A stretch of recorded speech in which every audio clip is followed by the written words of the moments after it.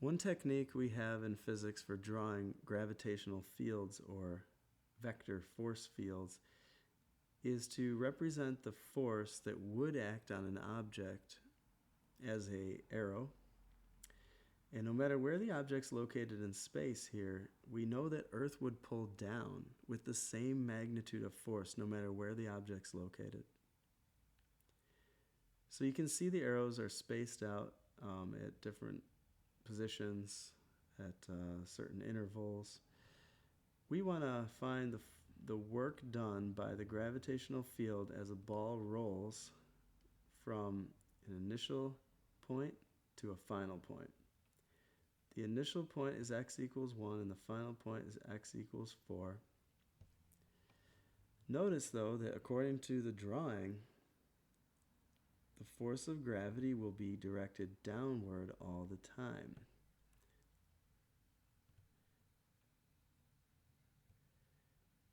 So, notice that there's 90 degrees between the force and the displacement. Since there's 90 degrees between them two, when we go to calculate the work of gravity,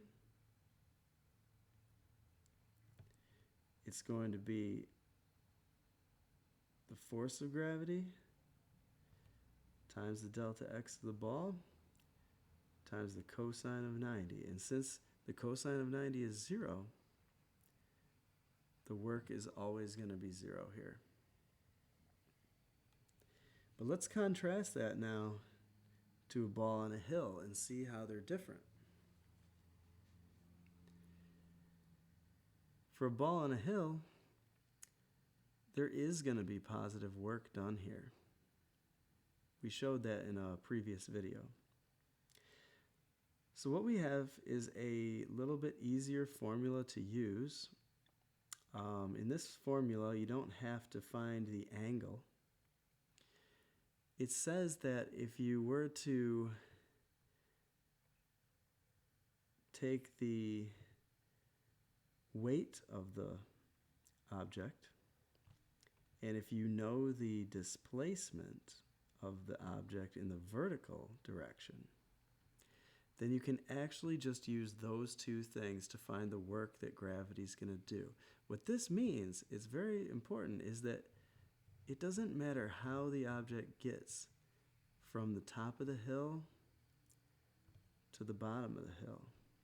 It could be any shape of profile. The work done as it travels, this path is going to be the same as it would be for the straight path.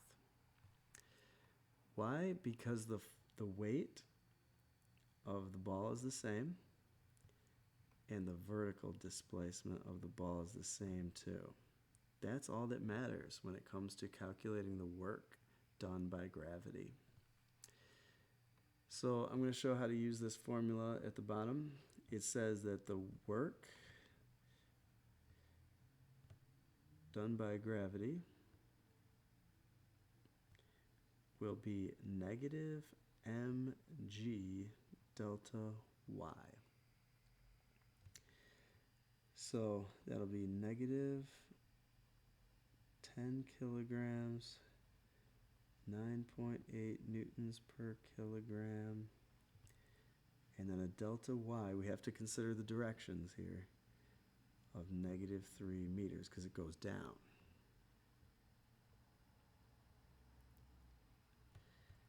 And that's going to come out to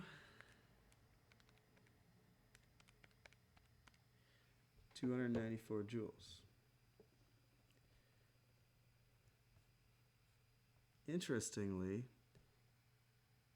it would be the same amount of work for both pictures.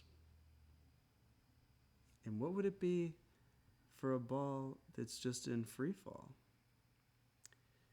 Well, we can calculate that pretty easily here. It would have the same weight as the others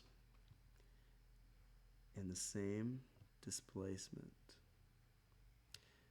So if we wanted to use the other method from the past, instead of this formula here, we could just do F delta x cosine theta. So it's 98 newtons for this 10 kilogram ball, 3 meters times the cosine of 0 because the force and the displacement are in the same direction. It's 294 joules. The point is that horizontal motion actually doesn't matter when it comes to calculating the work done by gravity, because gravity only pulls down. So gravity only cares about the up and down motion of the object, the elevation of it, rather than the leftness and rightness.